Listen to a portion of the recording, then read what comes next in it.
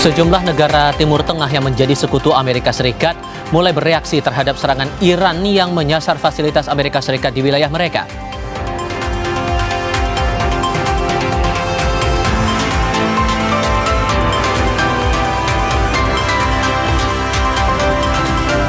Serangan Iran tak hanya menyasar fasilitas Amerika Serikat di sejumlah negara Timur Tengah. Sejumlah wilayah Israel juga tak luput dari serangan Iran yang menewaskan belasan orang.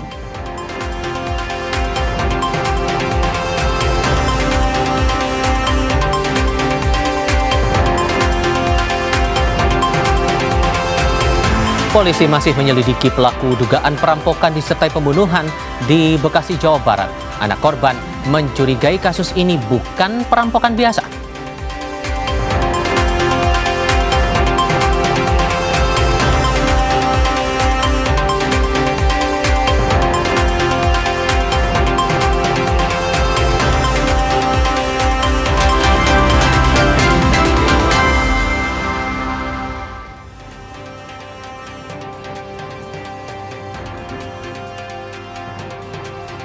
Halo, selamat sore saudara. Anda menyaksikan program berita Kompas Petang hanya di Kompas TV, independen terpercaya. Bersama saya Cynthia Rompas. Dan saya Tifal Solesa. Hari ini 4 Maret 2026.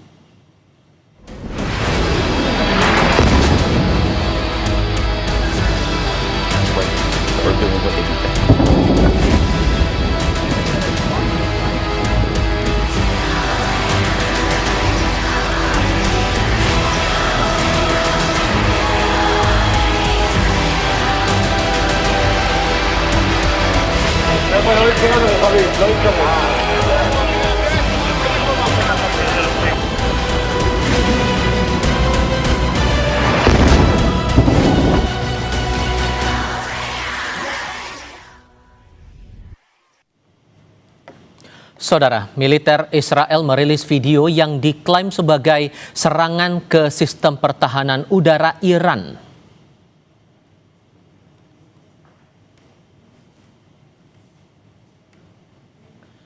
Israel mengklaim telah menghancurkan sekitar 300 peluncur rudal Iran. Israel meningkatkan serangan udara terhadap peluncur rudal Iran pada Selasa waktu setempat. Iran kemudian membalas terhadap Israel dan sejumlah negara di wilayah Teluk. Iran telah menembakkan puluhan rudal balistik ke Israel, memicu sirene serangan udara di seluruh negara itu.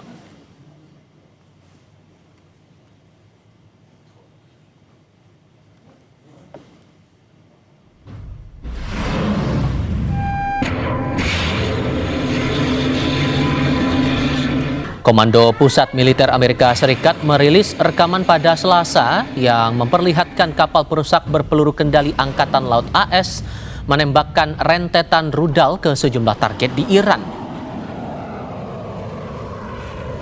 Komando Pusat Militer Amerika Serikat menyebut kapal-kapal perang itu mengirimkan tembakan rudal tanpa henti dari perairan kawasan pada siang hingga malam hari. Rekaman menunjukkan peluncuran rudal dari laut sebagai bagian dari operasi militer yang sedang berlangsung.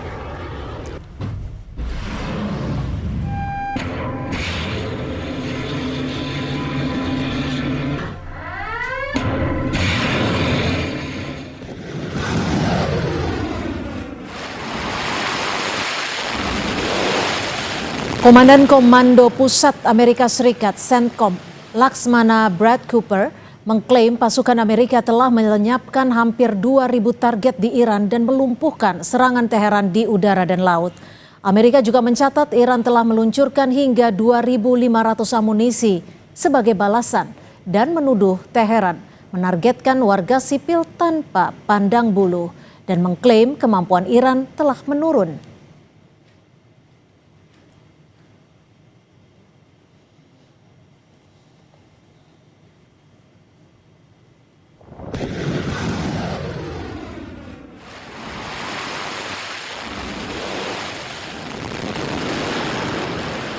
We're less than 100 hours into this operation, and we've already struck nearly 2,000 targets with more than 2,000 munitions. We have severely degraded Iran's air defenses and destroyed hundreds of Iran's ballistic missiles, launchers, and drones. Now, in retaliation, the Iranian regime has launched over 500 ballistic missiles and over 2,000 drones. To be clear, Iran is indiscriminately targeting civilians.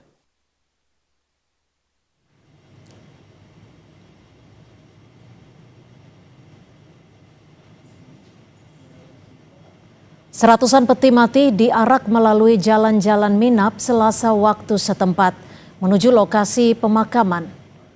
Ribuan pelayat mengiringi pemakaman korban. Media Iran melaporkan total 165 orang termasuk anak-anak yang wafat dalam serangan di sekolah dasar putri Shajareh Tayyibah di Iran Selatan pada hari Sabtu. Iran menyalahkan AS dan Israel atas jatuhnya korban yang didominasi anak-anak. Korban dimakamkan secara massal di kota Minab, selatan Iran.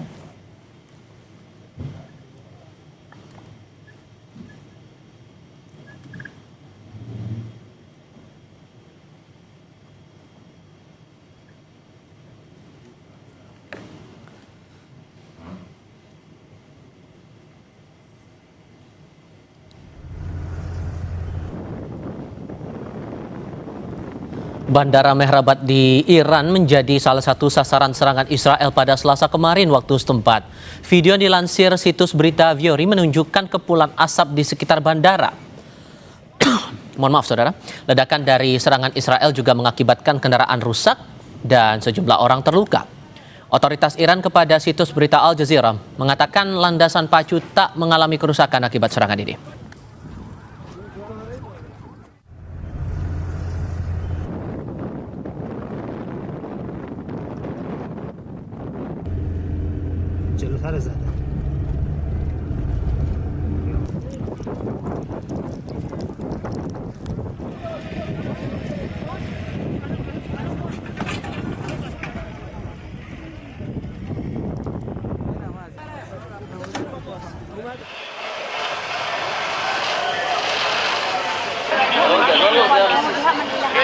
Petugas memadamkan kendaraan yang hangus terbakar di Israel Tengah setelah serangan rudal dari Iran Selasa waktu setempat.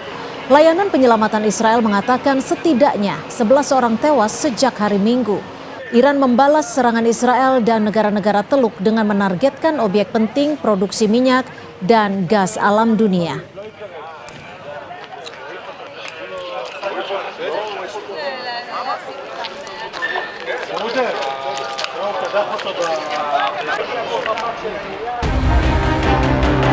Asap mengepul di zona industri Fujairah, Uni Emirat Arab, menyusul kebakaran yang disebabkan oleh puing-puing pesawat tanpa awak dari Iran yang berhasil dicegat sistem pertahanan udara Uni Emirat Arab. Fujairah memiliki kepentingan strategis sebagai rute ekspor alternatif dan pelabuhan pengisian bahan bakar di luar Selat Hormuz. Konsulat Amerika Serikat di Dubai juga diserang oleh drone Iran. Serangan ini memicu kebakaran. Video memperlihatkan ledakan di sekitar gedung konsulat disertai kepulan asap hitam, sementara warga terlihat berlarian menjauh dari lokasi kejadian. Menteri Negara Kerjasama Internasional Uni Emirat Arab, Rim Al-Hashimi mengutuk serangan rudal dan drone yang dianggap sebagai serangan Iran terhadap kedaulatan negaranya. Al-Hashimi menambahkan setiap pelanggaran kedaulatan Uni Emirat Arab atau negara Teluk manapun tidak akan dibiarkan begitu saja. Ia menekankan negaranya tidak akan berkompromi dalam melindungi kedaulatannya. في الأيام الأخيرة تعرضت دولة الإمارات إلى جانب دول الخليج ودول شقيقة وصديقة لسلسلة هجمات إيرانية سافرة في سياق تصعيد إقليمي خطير وغير مسبوق. Dubes Iran untuk Indonesia, Muhammad Borujerdi, menyayangkan sikap sejumlah negara Arab yang menyudutkan Teheran menyusul serangan balasan terhadap pangkalan-pangkalan militer Amerika Serikat di kawasan Teluk.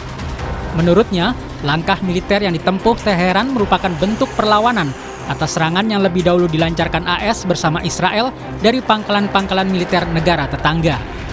این در حالیه که جمهوری اسلامی ایران در طول تاریخ خودش چه قبل از انقلاب چه بعد از انقلاب هرگز آغازگر هیچ جنگی نبوده و هرگز به هیچ همسایه یا کشوری حمله نکرده ولی الان بر اساس منشور ملل متحد دفاع از خودش تا حق خودش میدونه و به پایگاه‌های آمریکا در تمامی کشورهای منطقه.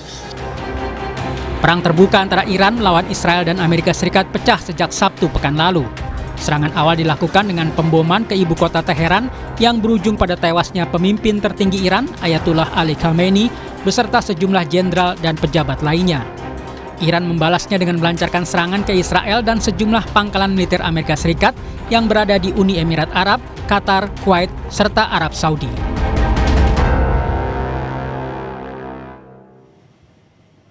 Sesaat lagi di Kompas Petang, polisi masih menyelidiki pelaku dugaan perampokan disertai pembunuhan di Bekasi, Jawa Barat. Anak korban mencurigai kasus ini bukan perampokan biasa.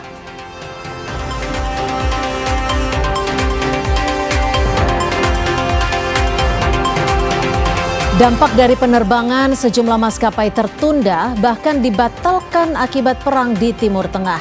Kepulangan jamaah umroh asal Indonesia masih tertahan.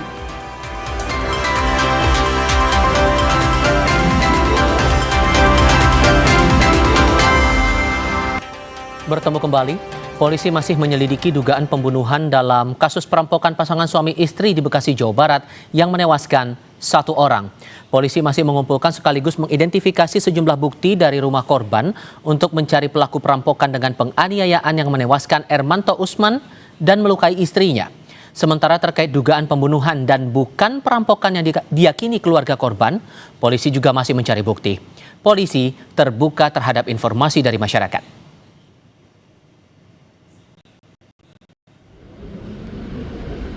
Agar polisi dapat mengusut kasus ini secara tuntas dan sejujur-jujurnya, karena mereka meyakini ini kasus pembunuhan gitu Pak. Tanggapannya mungkin Pak?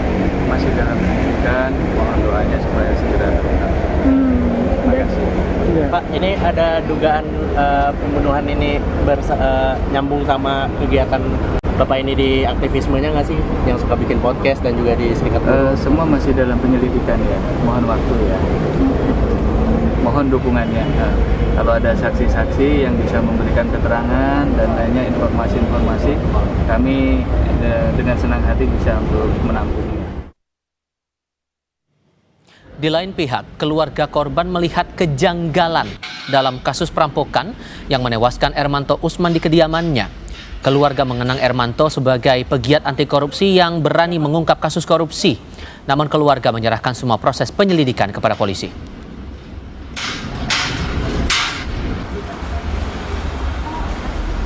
Minta kepada tentunya media untuk mengawal kasus ini, karena sebagaimana diketahui ini korban almarhum ini kan adalah pegiat anti korupsi. Dia adalah pegiat anti korupsi, namun sepenuhnya tentunya keluarga kami tidak dalam kapasitas untuk menyatakan apakah ini perampokan, memang apakah pembunuhan berencana. Ini domainnya polisi, ya kami silakan nanti ya tanyakan ke pihak penyidik ya, termasuk hasil otopsinya kami juga akan dapat, itu semuanya menjadi kewenangan daripada kepolisian. Polisi mengumpulkan sejumlah bukti dugaan perampokan yang menewaskan Ermanto Usman, pensiunan PT Jakarta International Container Terminal. Ermanto Usman ditemukan tewas di atas kasurnya, sementara sang istri kritis karena luka berat akibat penganiayaan. Polisi mencari jejak pelaku dengan memeriksa sidik jari pada sprei korban yang bersimbah darah, jendela kaca yang pecah, hingga jejak kaki yang ada pada dinding rumah. Keluarga meyakini peristiwa ini bukan perampokan murni, melainkan pembunuhan karena tidak banyak barang korban yang hilang. Anak korban tahu Ermanto Usman sosok yang kritis dalam pekerjaannya karena ia kerap berusaha membela pekerja yang mendapat ketidakadilan. Lihat perampokan harusnya banyak beberapa barang-barang saya yang hilang, barang-barang penting di dokumen di rumah saya yang hilang, pastinya itu pasti kalau untuk kasus perampokan. Tapi saya melihat di sini lebih kepada kasus pembunuhan ya. Jadi saya tidak melihat adanya unsur perampokan di sini, adalah suatu hal yang kami tahu bersama seperti apa resikonya. Karena ayah saya coba untuk membuka kebenaran dan mengepentingkan semua orang-orang di lapangan yang susah. Polisi menyebut tidak ada CCTV yang merekam saat peristiwa terjadi, sehingga polisi harus mengumpulkan jejak DNA hingga sidik jari pelaku dari tempat olah kejadian perkara. CCTV sendiri kami baru temukan itu yang terpasang di tetangga korban pas di sebelahnya. Sudah kami juga lakukan pengecekan, CCTV hanya menghadap ke jalan depan rumah tetangga korban, tidak terekspos di halaman rumah korban persis, dan sudah kami cek itu tidak ada yang melintas Mbak, di jam 12 sampai jam 3, jam 4 gitu. Semasa hidup, Ermanto Usman dikenal sebagai sosok yang aktif di kalangan buruh pelabuhan. Setelah pensiun, almarhum pun aktif berbicara di sejumlah podcast soal sejumlah isu lingkungan di pelabuhan. Tim Liputan, Kompas TV.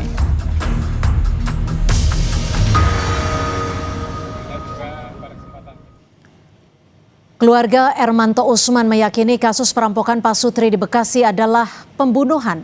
Lantas bagaimana polisi mencari barang bukti yang menguatkan apakah kasus ini perampokan dengan penganiayaan atau pembunuhan? Kita bahas bersama mantan Kabar Eskrim Polri Susno Duaji. Selamat petang Pak Susno, terima kasih sudah menyediakan waktunya untuk Kompas Petang. Pak Susno, kalau kita berangkat dari kecurigaan keluarga, dari anak korban, terkait dengan ini bukan sekedar perampokan, tapi ini justru adalah pembunuhan. Apa sebenarnya yang bisa dilakukan oleh penyidik untuk melakukan ataupun menemukan langkah-langkah krusial mengungkap kasus ini? Baik, pertama kita mengucapkan turut bela sungkawa ya atas meninggalnya almarhum. Yang kedua terkait dengan peristiwa ini, apakah ini murni perampokan sehingga menghilangkan jiwa orang untuk mengambil harta bendanya, atau ini justru murni pembunuhan tapi berkedok perampokan. Nah, itu yang harus dibedakan. Yang paling gampang adalah untuk mengungkap kasus ini tentunya dengan pertama memintai keterangan saksi orang-orang terdekat tentang aktivitas daripada korban. Itu satu. Yang kedua, karena tidak ada CCTV di TKP, maka kita lihat di TKP juga banyak informasi yang bisa diungkap. Antara lain, pertama, masih ada korban yang hidup, yaitu istri. Yang kedua, pada istri dari korban, adakah benda-benda berharga yang tidak diambil oleh perampok, misalnya berupa emas, berupa perhiasan. Yang ketiga, adakah di TKP benda-benda yang diambil oleh perampok gitu. Nah, saya dengar ada kunci mobil, tapi mobilnya tidak hilang. Bisa saja kunci mobil itu bukan untuk curi mobil, tapi untuk agar orang tidak bisa mengejar dia dengan kendaraan. Pak Susno, tapi gini, kalau yang dicuri oleh pelaku saat ini adalah kunci mobil tanpa mobilnya, apakah itu bisa dijadikan indikator bahwa ini bukan sekadar perampokan? Dan apakah yang seperti Anda sebutkan tadi, background dari kegiatan korban ini bisa dijadikan salah satu bagian dari pemeriksaan ataupun penelusuran?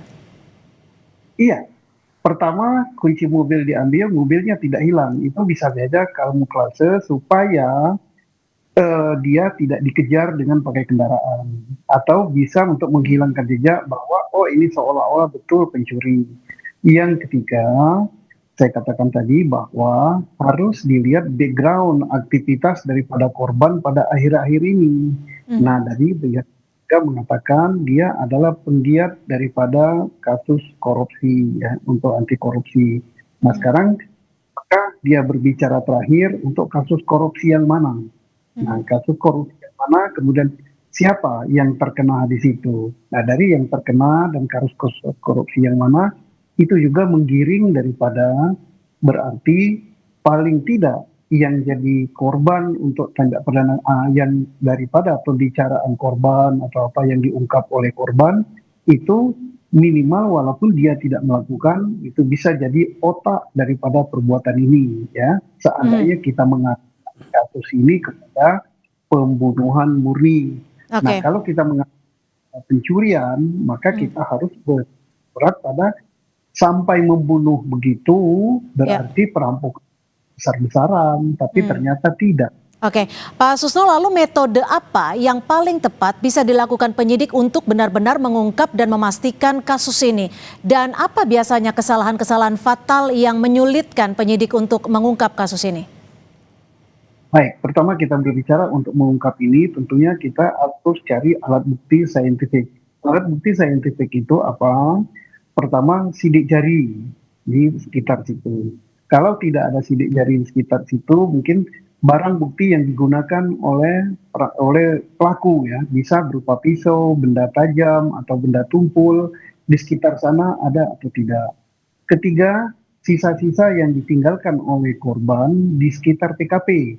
Mungkin yang sangat halus atau sangat kecil gitu, tidak ada, itu bisa juga dicari dari DNA ya, diambil di sekitar sana. Nanti kalau ada orang yang dicurigai ya sebagai tersangka, maka DNA-nya dicocokkan dengan yang tinggal di TKP gitu.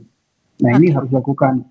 Ketiga, ya, di situ memang tidak ada CCTV di rumah korban. Di sekitar rumah korban bukan hanya satu, mungkin ada yang lain. Karena perjalanan dari pelaku pasti mengitari rute area di situ. Nah, itu cocokkan juga CCTV yang lain. Jadi tadi polisi sudah mengatakan akan menerima informasi dari siapapun terhadap kasus ini, termasuk rumah-rumah penduduk yang punya CCTV di situ. Berbicara bahwa kami punya CCTV, silakan untuk dibuka. Oke, baik, terima kasih Pak Susno Duaji, mantan Kabareskrim Polri, sudah berbagi perspektif di Kompas Petang. Selamat sore Pak Susno. Selamat sore Mbak Cynthia, selamat sore para pemirsa. Kami kembali sebentar lagi. Menteri Luar Negeri Sugiono menyampaikan kepada Menteri Luar Negeri Iran, Indonesia bersedia menjadi mediator usai Amerika Serikat dan Israel meluncurkan serangan ke Iran.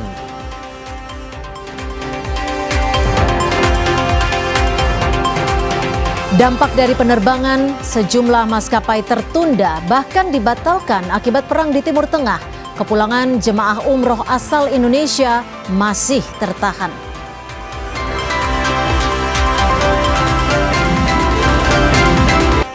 Terima kasih Anda masih bersama kami di Kompas Petang. Saudara Menteri Luar Negeri Sugiono berbincang via telepon dengan Menlu Iran, Abbas Araghchi, saat Amerika Serikat dan Israel meluncurkan serangan bersama ke Iran. Dalam pembicaraan itu Sugiono menyinggung eskalasi di Timur Tengah dan kesediaan Indonesia menjadi mediator. Dalam upaya diplomatik, Sugiono mengaku sudah berkomunikasi langsung dengan Menteri Luar Negeri Iran. Indonesia menyatakan penyesalan atas gagalnya perundingan yang memicu ketegangan dan kembali menekankan pentingnya penghormatan terhadap kedaulatan wilayah serta jalur dialog.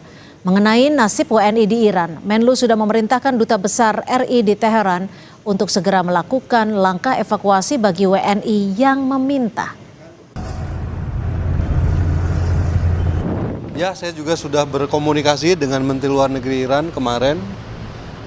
Beliau menelpon saya, kemudian menjelaskan posisi Iran. Tentu saja kami menyampaikan juga sikap Indonesia bahwa kita menyesalkan perundingan yang terjadi kemudian gagal, yang berakibat pada terjadinya eskalasi.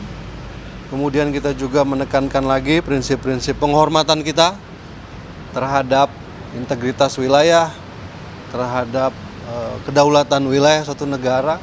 Kemudian kita juga menekankan kembali pentingnya untuk kembali ke meja perundingan, dan juga yang pasti kami menyampaikan lagi keinginan dari Bapak Presiden untuk menjadi mediator dalam upaya mendinginkan dan menurunkan eskalasi di wilayah tersebut. Terkait keberadaan Indonesia dalam Dewan Perdamaian atau BOP, Ketua Umum Partai Nasdem Surya Paloh menyebut Indonesia tetap berada di Dewan Perdamaian di tengah memanasnya konflik di kawasan Timur Tengah. Meski begitu, Paloh menyebut Presiden Prabowo Subianto tidak menutup mengevaluasi kembali keanggotaan Indonesia di BOP dalam kondisi saat ini.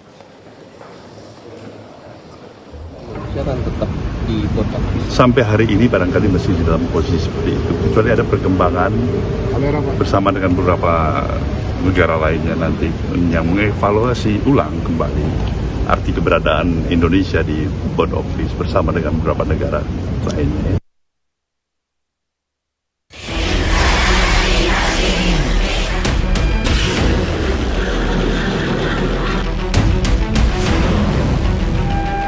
Kita mesti memikirkan tentang exit strategy karena kita itu harus keluar dengan cara terhormat. Perubahan eskalasi yang begitu cepat ini menjadikan board office itu akan terjadi seperti semacam kocok ulang lah. Mungkin Indonesia menjadi momentum untuk mendapatkan level yang lebih baik. Perang AS-Israel terhadap Iran yang pecah sejak hari Sabtu lalu kini berbuntut pada penegasan sikap atas posisi Indonesia sebagai anggota BOP. Pengamat militer Konira Kundini menilai filosofi BOP sebagai lembaga yang mendukung perdamaian global kini sudah tidak sesuai dengan adanya serangan ke Iran. Karenanya, momentum perang ini menurut Koni bisa menjadi alasan Indonesia keluar dari BOP dengan cara yang terhormat. Dari awal sudah bilang, kita mesti memikirkan tentang exit strategy. Karena kita itu harus keluar dengan cara terhormat. Kebetulan, saya ngomongnya jadi kebetulan nih, terjadilah sekarang serangan terhadap Iran. Dan inilah yang sebenarnya menurut saya menjadi pintu exit door terbaik. Karena gini ya, dalam studi keamanan, label itu tidak menentukan realitas. Boleh aja dia namanya Board of Peace, tapi de facto dia bisa menjadi Board of War. Begitu ada operasi bersama, begitu ada integrasi komando, begitu ada penggunaan pangkalan untuk strike, maka secara fungsional, sebuah forum damai itu berubah menjadi arsitektur perang. Jati diri Indonesia itu kan dia bebas aktif. Ketika dia masuk ke dalam BOP yang waktu itu masih kita percaya masih Board of Peace, ya kan? Saya waktu itu masih lihat kenapa Presiden Putin khawatir nih. Rupanya Presiden Putin khawatir kan, apakah ini betul-betul akan jadi Board of Peace? Ternyata kekhawatirannya terjadi. Ternyata tidak jadi Board of Peace. Maka sekarang kalau kita mengundurkan diri dengan alasan kenapa tidak sesuai dengan yang direncanakan, kita keluar dengan secara terhormat. Di sisi lain, keberadaan Indonesia dalam BOP di tengah perang Iran dengan AS Israel bisa memudahkan Indonesia untuk menyampaikan langsung kritik atau teguran kepada AS dan Israel yang bersama di BOP. Tak hanya itu, pemerintah Indonesia harus kembali mengingatkan tujuan awal BOP, yakni untuk mewujudkan perdamaian di Gaza. Seharusnya board of peace itu tidak menjadi pembatas, tidak menjadi koridor. Bahkan bisa jadi forum itu bisa menjadi forum untuk kongko-kongko dan menegur secara langsung.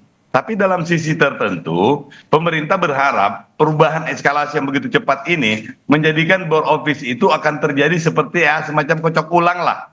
Resizing juga barangkali juga mungkin terjadi dan mungkin Indonesia menjadi momentum untuk mendapatkan level yang lebih baik. Terutama dalam bargaining untuk memasukkan perdamaian di Gaza itu sebagai masalah utama kembali sesuai dengan resolusi 2803. Desakan agar Indonesia keluar BOP sebelumnya disampaikan Majelis Ulama Indonesia. MUI menilai BOP sudah tidak relevan lantaran AS dan Israel yang menjadi anggota justru memicu perang di kawasan Timur Tengah. Tim Liputan Kompas TV.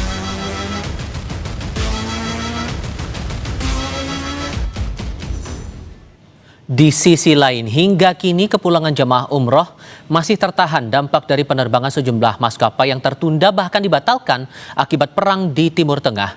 Data Sistem Pengelolaan Umroh dan Haji Khusus atau Sisko Patuh mencatat hampir 58.000 jemaah umroh Indonesia masih berada di Arab Saudi.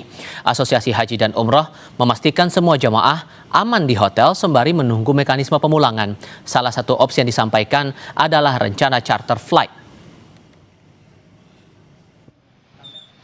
Ini mereka yang tertahan, ya semua kebanyakan stay di Jeddah, ya menunggu kepastian penerbangan dari masing-masing maskapai terkait, ya menunggu regulasi atau pengumuman. Ya. Terus bagi upaya yang dilakukan juga hari ini tadi kita di asosiasi sedang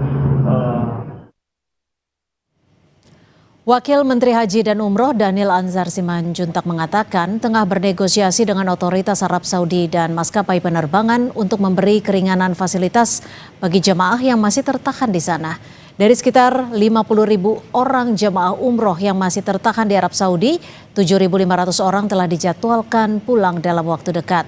Jika eskalasi terus meningkat akibat konflik di Timur Tengah, Wamenhaj menyebut telah bekerja sama dengan Kementerian Perhubungan untuk menyediakan pesawat khusus dalam memulangkan jemaah umroh ke tanah air. Kalau eskalasi terus meningkat, Kementerian Luar Negeri sudah berkomunikasi juga dengan Garuda. Kemarin sudah disampaikan ke kami ketika ada pertemuan dengan Kementerian Luar Negeri, dan Kementerian Luar Negeri menyampaikan bahwasannya Garuda akan men-standby-kan 2 pesawatnya untuk mengangkut jamaah kita atau warga negara Indonesia yang ada di Timur Tengah kalau eskalasinya meningkat. Tentu kita tidak berharap eskalasi meningkat, mudah-mudahan dalam waktu dekat eskalasi justru bisa menurun atau deeskalasi. Saudara, PT Pertamina menyebut ada 4 kapal minyak milik perusahaan yang berada di Timur Tengah. 2 diantaranya masih terjebak di Selat Hormuz yang telah ditutup oleh Iran. Pihak Pertamina memastikan kondisi ABK dan aset kapal dalam kondisi aman. Saat ini pemerintah juga terus berkoordinasi agar 2 kapal tersebut bisa keluar dari Selat Hormuz.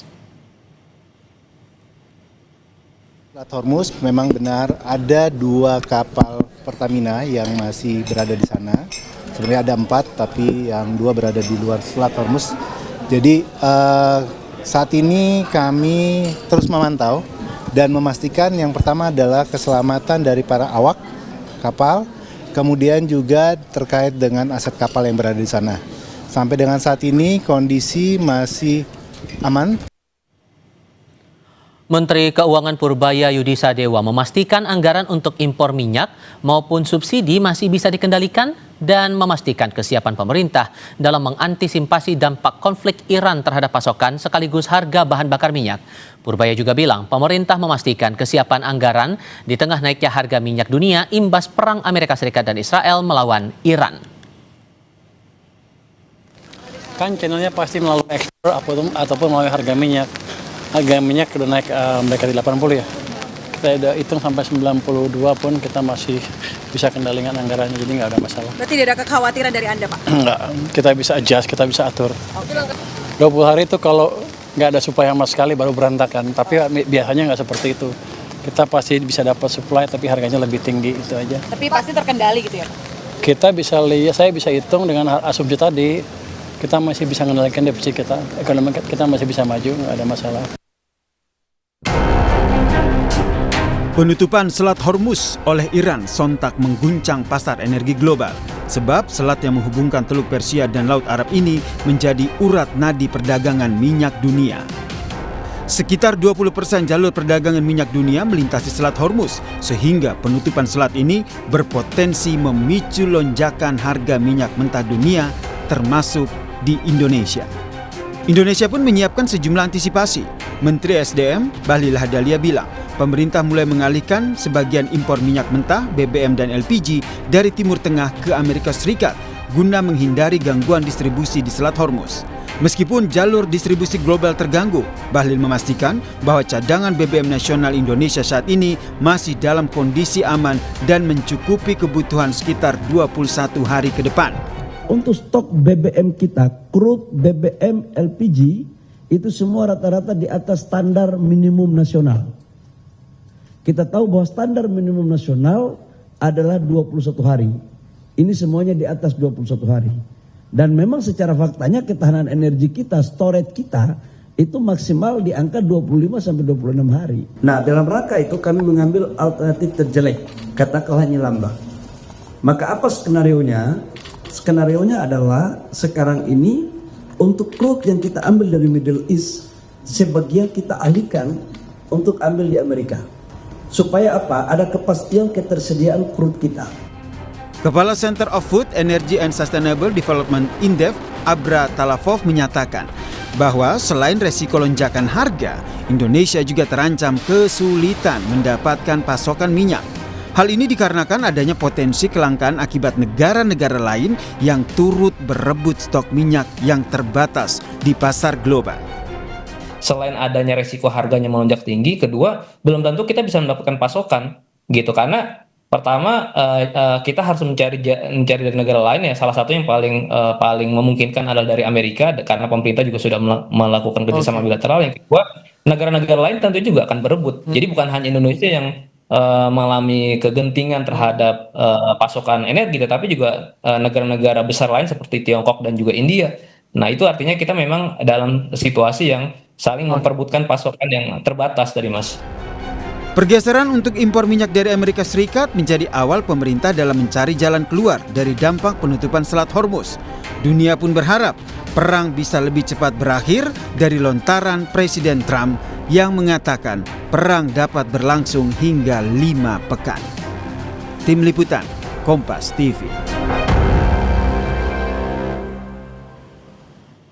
Sejumlah negara Timur Tengah yang menjadi sekutu Amerika Serikat mulai bereaksi terhadap serangan Iran yang menyasar fasilitas Amerika Serikat di wilayah mereka.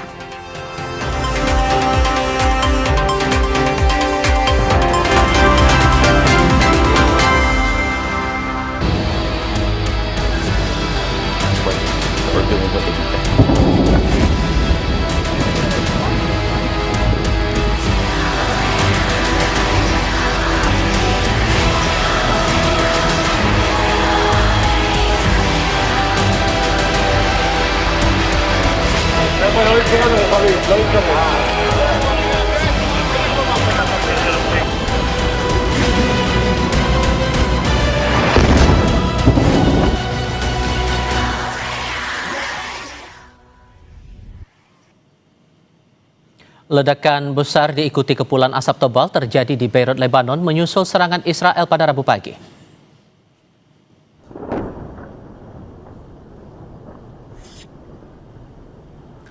Warga Beirut terbangun oleh suara drone yang melesat di atas kota. Militer Israel memperingatkan penduduk di pinggiran selatan untuk mengungsi jelang serangan udara pada pagi hari. Ledakan menghantam sejumlah wilayah di Lebanon. Israel mengatakan mereka membalas dendam terhadap serangan kelompok Hizbullah. Media pemerintah Lebanon melaporkan setidaknya 4 orang tewas dalam serangan Israel yang terbaru ini.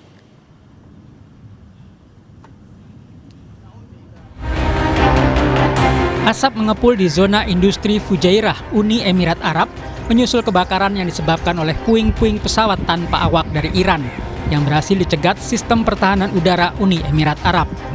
Fujairah memiliki kepentingan strategis sebagai rute ekspor alternatif dan pelabuhan pengisian bahan bakar di luar Selat Hormuz. Konsulat Amerika Serikat di Dubai juga diserang oleh drone Iran. Serangan ini memicu kebakaran. Video memperlihatkan ledakan di sekitar gedung konsulat disertai kepulan asap hitam, sementara warga terlihat berlarian menjauh dari lokasi kejadian. Menteri Negara Kerjasama Internasional Uni Emirat Arab, Reem Al-Hashimi mengutuk serangan rudal dan drone yang dianggap sebagai serangan Iran terhadap kedaulatan negaranya. Al-Hashimi menambahkan setiap pelanggaran kedaulatan Uni Emirat Arab atau negara Teluk manapun tidak akan dibiarkan begitu saja. Ia menekankan negaranya tidak akan berkompromi dalam melindungi kedaulatannya. في الأيام الأخيرة تعرضت دولة الإمارات إلى جانب دول الخليج ودول شقيقة وصديقة لسلسلة هجمات إيرانية سافرة في سياق تصعيد إقليمي خطير وغير مسبوق. Dubes Iran untuk Indonesia, Muhammad Borujerdi, menyayangkan sikap sejumlah negara Arab yang menyudutkan Teheran menyusul serangan balasan terhadap pangkalan-pangkalan militer Amerika Serikat di kawasan Teluk. Menurutnya, langkah militer yang ditempuh Teheran merupakan bentuk perlawanan atas serangan yang lebih dahulu dilancarkan AS bersama Israel dari pangkalan-pangkalan militer negara tetangga.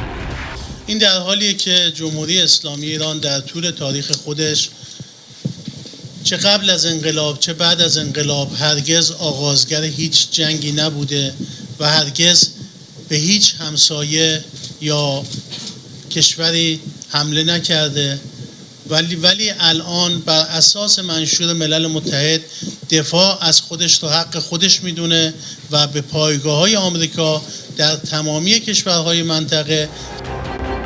Perang terbuka antara Iran melawan Israel dan Amerika Serikat pecah sejak Sabtu pekan lalu. Serangan awal dilakukan dengan pemboman ke ibu kota Teheran yang berujung pada tewasnya pemimpin tertinggi Iran, Ayatullah Ali Khamenei, beserta sejumlah jenderal dan pejabat lainnya. Iran membalasnya dengan melancarkan serangan ke Israel dan sejumlah pangkalan militer Amerika Serikat yang berada di Uni Emirat Arab, Qatar, Kuwait, serta Arab Saudi. Merasa teritori negaranya diserang Iran, Uni Emirat Arab menekankan tidak akan kompromi untuk melawan. Berdasarkan laporan Al Jazeera, sampai 3 Maret 2026, perang AS Israel versus Iran telah berdampak ke wilayah 12 negara di Timur Tengah. Mampukah Iran menghadapi AS Israel yang didukung sekutunya di Eropa dan Timur Tengah? Kita akan diskusikan ini bersama dengan para narasumber. Di studio sudah bergabung pakar strategi alumni US Air War College Masma Purnawirawan Agung Sasongko Jati. Pak Agung, selamat sore, apa kabar Pak? Selamat sore. Terima kasih sudah datang bersama kami. Kemudian lewat sambungan dalam jaringan juga bergabung dosen ilmu politik Universitas Udayana Efata Filomeno Borromeo. Pak Efata, dengan Tifa di sini, selamat sore. Selamat sore Mas Tifa, selamat sore Pak Agung. Terima kasih sudah bergabung bersama kami. Sampai sudah ada penekanan dari Uni Emirat Arab tidak akan kompromi untuk melawan. Menurut Anda ini eskalasinya bakal lebih luas, Pak Agung? Akan Timur Tengah akan melawan? Langkah Iran yang menyerang beberapa titik di wilayah Timur Tengah dalam beberapa waktu kebelakang ini? Pernyataan mengatakan bahwa sangat menyesalkan serangan oleh Menteri dari Uni Emirat itu adalah normatif ya. Saya lihat bahasanya normatif. Tapi sungguhnya yang mereka inginkan adalah perselisihan ini atau konflik ini selesai sedemikian rupa. Perlu kita ketahui bahwa Iran telah menyerang hampir 27 sasaran, yaitu pangkalan udara dan pelabuhan di seluruh Teluk, bahkan sampai menyerang ke Turki juga, pangkalan Ikrilik. Semuanya itu ada yang dihancurkan, ada yang separuh dilumpuhkan, ada yang tidak bisa digunakan. Namun yang pasti untuk armada armada laut Amerika sudah tidak bisa lagi mengisi logistik senjata bahan bakar di Teluk. Dia harus ke Italia dan itu bukan pilihan, atau pergi ke India. Karena di daerah Turki di pelabuhan di sana sudah tidak aman juga. Paling ke Siprus, tapi Siprus dalam jangkauan, mungkin ke India. Jadi masalah terbesar adalah Amerika sekarang harus merestrukturisasi bagaimana mereka beroperasi, karena hampir seluruh pelabuhan dan pangkalannya diserang oleh Iran. Dan ini menimbulkan pelanggaran kedaulatan. Tapi sesungguhnya menurut logika, pada saat suatu negara bersedia menampung pangkalan udara negara lain, dan pada saat negara lain menggunakan pangkalan untuk menyerang, maka kedaulatannya itu sudah tercemar ya, sudah tidak bisa disamakan. Karena pangkalan itu digunakan untuk rencana, untuk penyerangan, untuk pengisian logistik, untuk mensuplai peperangan. Dan itu adalah sasaran yang sah menurut hukum perang. Tapi kalau kemudian akan membalas serangan itu tidak akan mungkin menurut Anda? Tidak ada untungnya. Apa untungnya? Apa mau ikut terlibat? Karena sesungguhnya kan mereka bersampingan ya, bersebelahan. Lebih bagus ini selesai, nanti urusan mungkin diganti rugi atau apa. Tapi sungguhnya kalau sampai ikut berperang dan mereka simpati rakyatnya gimana kalau mereka berada di pihak Israel, itu kan menjadi masalah lain. Oke. Pak Efata, kalau Anda membacanya ini eskalasinya dengan makin kesini makin intens, Iran masih punya kekuatan nggak? Kalau kemudian mereka mengambil langkah Selat Hormuz ditutup, mainannya sekarang ke level ekonomika atau ada strategi lain yang Anda baca di sini? Baik, terima kasih Mas Tifal. Tentu saya melihat bahwa Iran sedang memainkan strategi cumi-cumi ya. Jadi kita bisa melihat ketika tubuh besarnya yang sulit bergerak karena dihajar, cumi-cumi itu biasanya mengeluarkan tinta pekat ya ke segala arah dan juga akhirnya membingungkan musuh yang ada. Nah maka dalam konteks kali ini kita bisa melihat bahwa perang ini naskahnya dan endingnya itu memang belum terlihat. Nah maka dari itu langkah yang bisa dilakukan oleh Iran hari ini adalah mencoba untuk menutup Selat Hormuz. Tetapi Selat Hormuz adalah salah satu nadi perekonomian utama dari Iran. Maka ini tidak akan pernah ditutup dengan sangat lama. Dan kalau terkait dengan proksi ekonomi dan lain sebagainya, saya kira saya belum melihat Iran memiliki kemampuan demikian. Tetapi tentunya perang ini akan sangat mahal dan perang ini akan membuat Amerika menarik diri karena kita bisa melihat bahwa kalkulasi yang dilakukan ini bisa kita katakan mother of miscalculation. Jadi ada kalkulasi besar ketika menyerang Iran itu sendiri dengan perang yang cukup lama dan mampu mereka hadapi. Oke, sehingga kalau Anda baca ada kemungkinan tidak Rusia dan juga Tiongkok akan mengambil peran juga nantinya secara real begitu? Ya, kita bisa melihat peranan Tiongkok dan juga peranan Rusia di sini tentu sangat aktif ya untuk menyuarakan nilai-nilai kemanusiaan. Tetapi kedua belah pihak sebenarnya sudah bekerja sama dalam nilai-nilai ekonomi. Ketika minyak Iran itu ditahan kurang lebih sekitar 80%, justru minyak yang dijual oleh Rusia dibeli enak sekali oleh Cina begitu. Nah maka mereka tentu menyuarakan kedamaian, kebaikan agar kedua belah pihak bisa saling memahami bahwa ini adalah satu kontestasi yang akhirnya merugikan dunia secara utuh. Sekarang 12 negara, nanti ke depannya bisa tambah banyak. Kita bisa melihat juga Pakistan mulai menunjukkan nilai-nilai bahwa mereka simpati, dan juga ada beberapa negara-negara di Teluk yang akhirnya mulai merasa bahwa wah, ini ada suatu permainan yang akhirnya menyebabkan semua pihak merasakan kerugian yang sangat signifikan, baik dari ekonomi dan juga baik secara fisik. Oke, Pak Agung, kalau kemudian mengutip pernyataan dari Trump bahwa perang ini bakal berlangsung dalam kurun 4-5 minggu, siapa yang diuntungkan, siapa yang dirugikan menurut Anda? Itu pernyataan dari orang yang tidak mengikuti nasihat daripada Kepala Staf Angkatan Perangnya. Kepala Staf Angkatan Perang Amerika menyebutkan bahwa ini jangan dilanjutkan karena kita objektif tidak jelas, dan kita sudah pas-pasan ini persenjataan kita, khususnya rudal yang digunakan untuk ini. Namun pada saat penyerangan ini sungguhnya yang mulai itu Israel. Marco Rubio itu Menteri Luar Negeri itu menyatakan sebetulnya yang mulai Israel. Habis itu kita mengambil keputusan untuk ikut. Nah, itu masalahnya berarti keputusan itu adalah keputusan bukan perhitungan militer, itu perhitungan politik atau perhitungan lainnya yang tahu hanya Trump dan geng di dalamnya. Dan itu justru benar seperti dikatakan oleh beliau bahwa ini perang yang tidak akan dimenangkan dengan takluk seperti biasa. Perang ini akan berakhir dengan ada pihak yang akan mundur sendiri. Kenapa? Karena tidak sanggup meneruskan. Jerman Perang Dunia Kedua, Jerman Perang Dunia Pertama, itu mundur bukan karena kalah di pertempuran, tidak pernah dia kalah di pertempuran, karena apa? Logistik. Begitu Amerika masuk ke dalam perang, maka dia kalah secara logistik. Sesungguhnya dalam bahwa taktik itu sekarang levelnya taktik, yang menyerang, menggebom, membunuh itu tactical.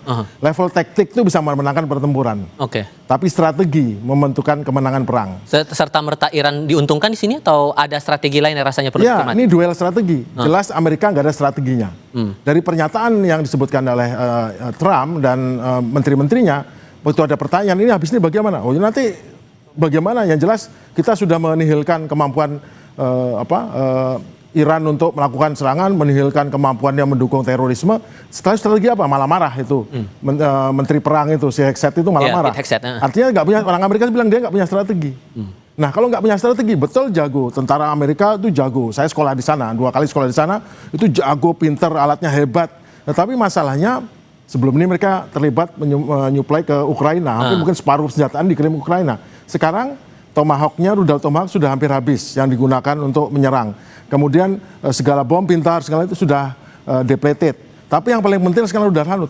Kalau mereka bisa menyerang Iran, pertanyaan berapa lama mereka bisa bertahan? Mampu menyerang selama 2 minggu, 3 minggu. Tapi mampukah dia bertahan lewat dari minggu ini? Apakah cukup rudalnya? Sekarang negara Teluk sudah menjerit pada Amerika, tolong berikan kami rudal tambahan untuk Hanut. Amerika jawabannya, mohon maaf saya tidak bisa berikan, saya akan berikan ke Israel. Sakit hati nggak itu? Negara-negara Teluk yang mempercayakan keselamatannya pada Amerika. Pak Efata, nyampe nggak nih 4-5 minggu seperti yang dinyatakan Trump itu perang bakal terjadi? Ya, faktor utamanya memang Amerika ini paling jago untuk melakukan strategi gunting dan juga lem ya. Mereka merasa bahwa dengan cara memotong kepala ular, maka selesai sudah, negosiasi akan berjalan dengan damai, aman, sesuai dengan kehendak Amerika, dengan konsep Madman teorinya mereka. Tetapi pada kenyataannya, ketika banyak negara yang mulai menunjukkan simpati, ketika akhirnya banyak pihak yang merasa bahwa perang ini adalah salah satu bagian yang paling eksistensial ya dalam kehidupan manusia, dan kita tahu bahwa perang yang cukup panjang nanti akan menyebabkan krisis energi di seluruh dunia, maka tentu hal ini tidak akan begitu sangat lama harusnya dilakukan, dan sanksi-sanksi yang diberikan oleh dunia kita bisa melihat meskipun Perancis mengirimkan kapal perang mereka, tetapi fungsinya masih netral aktif, belum melakukan serangan secara utama. Atau misalkan kita lihat Inggris boleh menggunakan berapa pangkalan-pangkalan udara mereka. Ya tentu ini tanda bahwa memang ada aliansi yang cukup strategis dilakukan kedua belah negara. Jerman juga sama, ada beberapa negara yang ikut. Tetapi kalau kita lihat ternyata ke depannya ada banyak negara yang bersimpati juga dengan Israel dan Amerika, tentu Amerika dengan Israel tidak akan takut. Mereka akan merasa bahwa, dan seperti yang disampaikan oleh salah satu jenderal di Amerika, perang ini hanya bisa dimenangkan apabila aliansi NATO bersatu dan menyerang Iran secara bersamaan. Itu yang bisa saya lihat. Kalau kemudian konteks imbas eskalasinya, sorry saya potong Mas, kalau kemudian kita lihat eskalasinya sudah sejauh ini dan efeknya global, adakah sesungguhnya Mas negara yang setara dengan AS dan Israel untuk bisa jadi penengah di tengah konflik ini, Pak Efata? Ya, Untuk menjadi penengah, kita mungkin menggunakan pendekatan historis. Kita bisa melihat Yaman dalam diplomasi tidak langsung yang sudah terjadi berkali-kali, dan netralitas mereka yang sangat teruji. Kita juga bisa melihat ada beberapa negara yang berpotensi besar seperti Qatar juga ya. Dan kita juga bisa melihat bahwa posisi Indonesia yang menyampaikan bahwa mereka mampu melakukan koordinasi dan memanfaatkan momen ya dari kedua belah pihak untuk menghentikan perang. Tetapi kalau secara militer, yang bisa menghentikan perang dan mengintervensi yaitu Rusia, Cina, dan mungkin Korea Utara nanti yang sebagai kartu liar yang tiba-tiba saja ikut dalam diplomasi ataupun situasi konflik yang terjadi di Iran. Demikian. Oke, kalau kans Indonesia, karena Pak Prabowo juga sudah menyatakan, pemerintah sudah menyatakan siap untuk jadi mediator kalau kemudian itu dibutuhkan. Kansnya gimana menurut Anda kalau jadi Indonesia mediator? kansnya ya lumayan lah. Cuman masalahnya kan kita bukan pemain di konflik besar ya. Terus masuk ke dalam ini tentu kita harus mempunyai pengalaman, dan saya tidak menganggap remeh kita bisa ya. Namun sesungguhnya menurut saya yang paling berpotensi untuk ini, karena sesungguhnya kan ini sebetulnya adalah proxy war nih.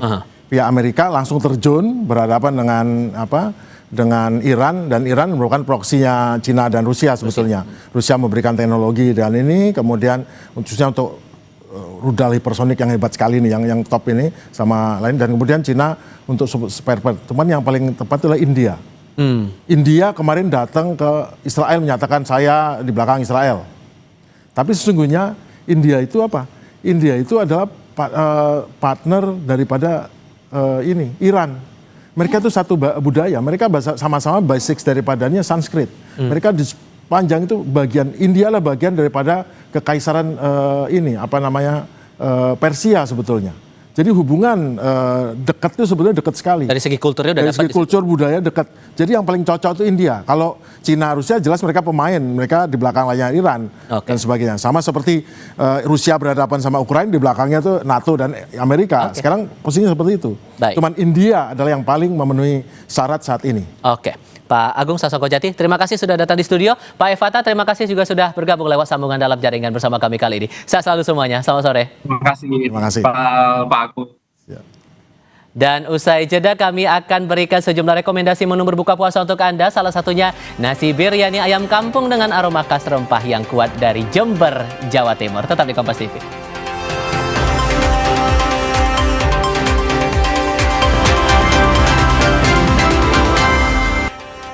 Saatnya referensi menu berbuka puasa, nasi biryani ayam kampung dengan aroma khas rempah yang kuat menjadi salah satu pilihan menu untuk berbuka puasa di Jember, Jawa Timur. Pada Ramadan kali ini pesanannya naik hingga 5 kali lipat.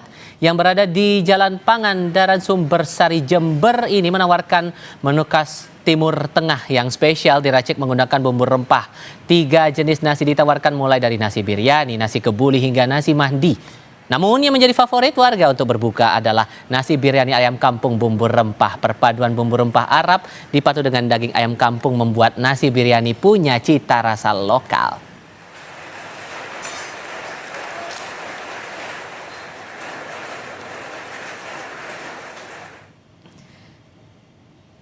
Dari Jember kami akan mengajak Anda berburu takjil di kawasan Senayan, Jakarta. Sudah ada jurnalis Kompas TV Eril Wiranata dan juru kamera Bodia Vimala serta Jamzari. Eril, apa menu spesial yang akan ditawarkan Eril sore hari ini? Ya, Cynthia, ingin berbuka puasa di tengah hutan kota Jakarta. Saat ini saya sudah berada di hutan kota Bay Pelantara. Mungkin dapat dilihat saat ini saya sudah bersama dengan menu-menu yang disajikan, yang di mana saat ini saya sudah bersama dengan chef. Halo chef, dengan siapa nih chef? Dengan Ryan. Mungkin bisa dilihat nih chef, ini kan udah banyak menu ya chef ya. Ini bedanya untuk di bulan Ramadan apa aja sih chef yang membedakan? Nah, di bulan Ramadan ini yang spesial gitu kita ada domba kari pistachio. Yang sebelah sini, ya itu domba kari pistachio dengan perpaduan antara masakan Indonesia dan Timur Tengah pastinya. Dan juga ada legendary tajil nih untuk pembukanya. Banyak nih ya chef ya? Banyak, betul. Ini ada bubur kacang hijau khas Indonesia juga, ada bubur sumsum, ada bubur candil, bubur ketan hitam, dan juga ada es belewah. Ini tetap nggak melupakan dari Ramadan ya chef ya, dengan buka-buka tajil dulu ya. Jadi kita tetap menjaga budaya Indonesia dengan santap tajil di bulan Ramadan, dan juga ada spesial tajilnya. Ini ada es bongko. Es bongko ini. Wah, Es bongko ini ada dari perpaduan antara esnya kita buat dari es klepon dan juga ada bubur ketan hitamnya dan juga ada kacang merah. Ini cocok ya chef ya, manis-manis di bulan Ramadan ya. Nah, selain dari legendary iftar ini chef nih, apa aja chef kalau belum tahu lainnya? Nah ini juga kita punya ada kari deli, ayam kari deli, juga ada baramundi kuah kecombrang. Baramundi nih. Iya Juga, betul, chef, ya? itu bisa kita makan bersama dan juga ada bakwan udang Pontianak. Ini khusus banget ya chef. Khusus banget di bulan Ramadan. Nyari gorengan. Nyari gorengan. Di hutan kota Bay Pelantara ini. Betul. Selain itu apa lagi chef? Dan juga kita punya menu yang sehat nih, ada humus. Jadi kalau ada teman-teman atau keluarga yang mau makan buka puasa tapi dia juga nggak terlalu berat tapi sehat, ini cocok banget. Cocok banget, ada rotinya, ada saladnya. Ini cocok banget untuk mewakili santapan di buka puasa dan juga ada gado-gado nih, Indonesia salad. Ya? Iya betul. Nah chef, ini kan udah ada menu-menu ini ya chef ya. Tapi satu yang menjadi penarik mata saya ini apa chef ini chef? Ada kotak dalamnya makanan chef. Ini hantaran di pelataran, kita punya nasi campur Ramadan. Kenapa dibuat konsepnya nasi campur? Karena tetap kita mengangkat budaya Indonesia yang makan bersama, gitu. Jadi satu meja bisa kita sharing dengan lauk pauk ini untuk bersama-sama kerabat. Ini unik ya chef ya, biasanya hampers isinya kue-kue. Betul, makanan. Oke chef, makasih chef. Dijelasin nih banyak banget ya menunya. Ya Cynthia, ini mulai dari ada takjil-takjilan yang dimana memang cocok untuk menemani dari buka puasa nih. Utamanya takjil dulu karena masyarakat Indonesia pasti bukain dengan yang manis-manis dulu nih Cynthia. Lalu juga ada kurmanya di sini, lalu ada domba pistachio nih. Cynthia nih sangat menggugah selera. Nanti akan saya coba pada saat waktu berbuka. Selain itu juga bahkan di sini makanan khas Nusantara ini cukup banyak ya chef ya. Ditambah ini ada makanan yang cukup sehat untuk berbuka puasa, Cynthia. Ditambah ini jika melihat di belakang saya suasana hujan, lalu di tengah kota Jakarta, tapi masih bisa menikmati hutan kota, Cynthia. Yang dimana ini nantinya akan menarik menemani buka puasa. Gimana, Cynthia? Yang di studio mau dibungkusin juga makanan di sini? Boleh dong Eril, sepertinya menarik sekali ya santapan yang ditawarkan oleh pelataran hutan kota Jakarta sambil menikmati sore hari. Tapi ditahan dulu ya karena masih ada 1 jam kurang lebih untuk berbuka puasa. Terima kasih Eril. Kami masih akan kembali dengan informasi lain, tetap di Kompas TV.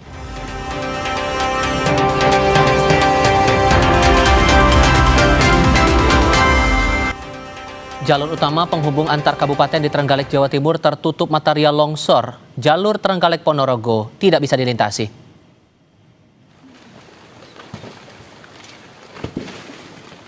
Video merekam detik-detik longsor di kilometer 16 jalur raya Trenggalek-Ponorogo. Tebing di sisi jalan setinggi sekitar 50 meter longsor membawa material tanah dan bebatuan.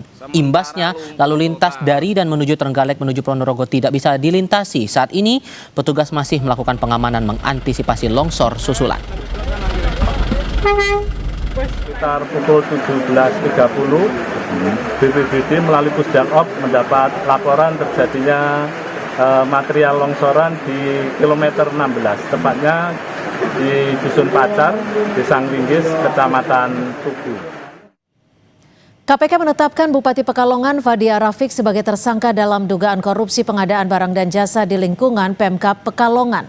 Komisi Pemberantasan Korupsi menjelaskan penetapan tersangka Bupati Fadia setelah KPK menemukan alat bukti yang cukup. Diketahui suami dan anak Fadia membuat PT RMD yang merupakan perusahaan pengadaan barang dan jasa. Perusahaan tersebut kemudian mendominasi proyek pengadaan outsourcing di Pekalongan. Menurut KPK, dari perusahaan tersebut sepanjang tahun 2023-2026, transaksi masuk ke PT RMD sebesar 46 miliar rupiah. Sementara 19 miliar rupiah atau 40% dari total transaksi dinikmati oleh keluarga Bupati. Kemudian sepanjang tahun 2023-2026 terdapat transaksi masuk ke PT RNB senilai 46 miliar yang bersumber dari kontrak antara PT RNB dengan perangkat daerah di Pemkab Pekalongan. Kemudian dari uang tersebut yang digunakan untuk pembayaran gaji pegawai outsourcing hanya sebesar 22 miliar. Berarti ada lebihnya dikurangi sekitar 24 miliar. Kami segera kembali. Militer Israel merilis video yang diklaim sebagai serangan ke sistem pertahanan udara Iran.